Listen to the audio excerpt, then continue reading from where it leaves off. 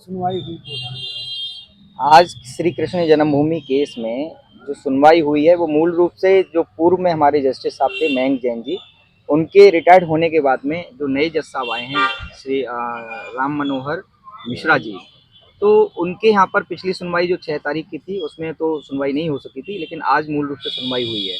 तो मूल तथ्यों के आधार पर हम लोगों ने विशेष अपनी बातें रखी, हमारे अधिवक्ताओं के द्वारा बातें रखेंगी कि जो पुरानी याचिकाएं, पुराने जो आवेदन हैं, उन आवेदनों पर सुनवाई होनी चाहिए, क्योंकि पूर्व में भी जस्टिस मयंक जैन साहब ने भी ये आदेश किया था कि हम क्रम से सुनवाई करेंगे, लेकिन पिछली बार से हम देखते आ रहे थे कि क्रम से सुनवाई नहीं हो पा रही है।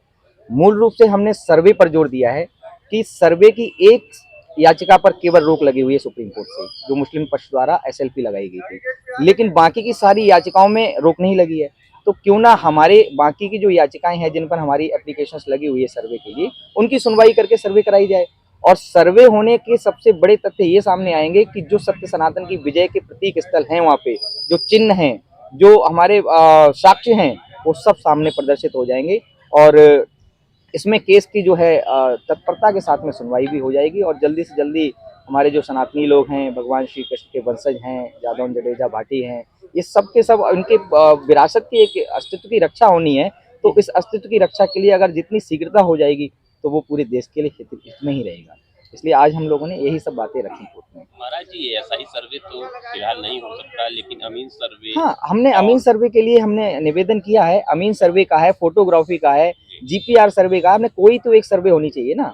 राजस्व सर्वे करा दीजिए, कोई दिक्कत नहीं है। अमीन सर्वे हो जाएगी तो उससे हमारा ये तो क्लियरेंस हो जाएगा कि ये जो तथा कथित जो शाही ईदगाह है, वो ईदगाह ही है या मस्जिद है या मंदिर है, ये क्या है, उसमें अमीन सर्वे में क्लियर हो जाएगा। और हमारा प्रांगण कितना बड़ा था, 13.5 एकड़ का था, तो वो कितना अभी यहाँ पे वर्तमान में है, उसकी भी क्लियरेंस हो जाएंगे। तो इन सब तथ्यों के साथ में हमारे अधिवक्ता जो सुप्रीम कोर्ट से रीना सिंह जी थी, उन्होंने, देवेंद्र विक्रम जी हैं और राणा प्रताप चंदेल जी हैं, आप सब लोगों ने वहाँ पे तथ्यों के साथ में रखी अपनी बातें।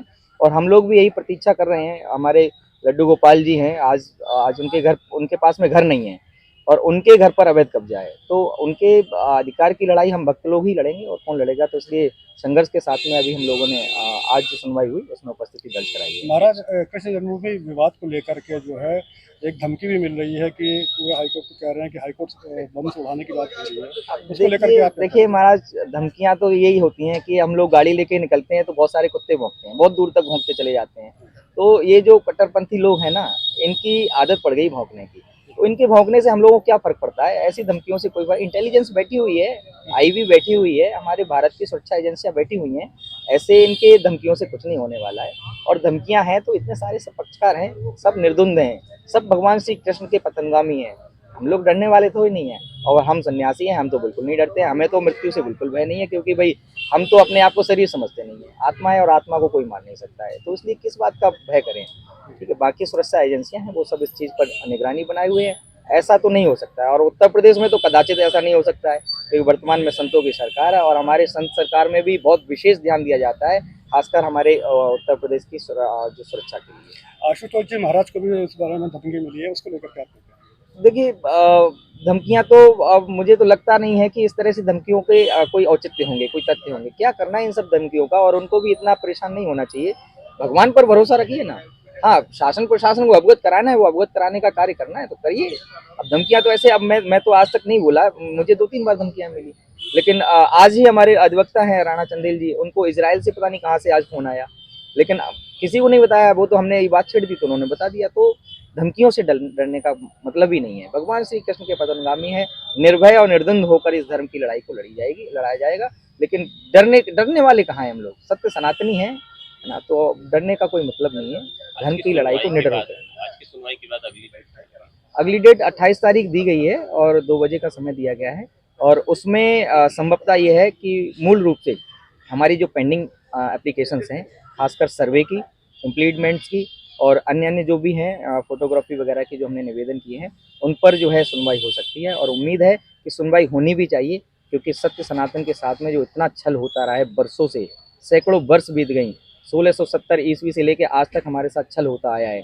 उसके बाद में भी जो हमने एक अपने आवेदन लगाया था कि जो इन लोगों ने जो समझौता किया है ना, जो कंप्रोमाइज डीड है, उसको रद्द करने का हम चाहते हैं कि इन सब चीज़ों पर फैसला जल्दी आए, जिससे हमारे सब सनातनी बंधु बैठे हुए हैं, प्रतीक्षा कर रहे हैं। भगवान कृष्ण लला विराजमान हैं, वो हमारी प्रतीक्षा कर रहे हैं। मैं उनको लेके आता हूँ, क्योंकि अब हमारे कमरे में उनको अकेले छोड़ने का तो वो नहीं विधान नहीं है, तो साथ लेके आता हूँ। वो ऐसी यात्राओं में हम थकते हैं तो हमें ऐसा लगता है कि हमारे कृष्ण भगवान भी इस यात्रा में हमारे साथ कितना परेशानी उठा रहे हैं।